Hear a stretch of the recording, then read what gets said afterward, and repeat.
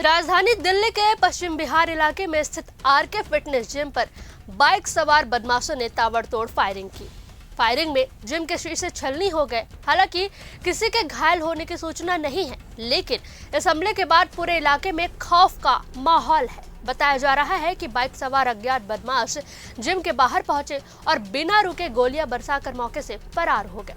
जिस जिम को निशाना बनाया गया है वह social media influencer Rohit Khatri का बताया जा रहा है। रोहित खत्री सोशल मीडिया पर काफी एक्टिव हैं और उनकी पहचान एक फिटनेस इन्फ्लुएंसर के तौर पर है। वहीं इस फायरिंग की जिम्मेदारी कुख्यात लॉरेंस बिश्नोई गैंग ने ली है। लॉरेंस बिश्नोई गैंग से जुड़े रणदीप मलिक ने सोशल मीडिया पर पोस्ट कर दावा किया कि पश्चिम बिहार में रोहित खत्री के जिम पर फायरिंग हुई तो वो रणदीप मलिक और अनिल पंडित के कहने पर करवाई गई है।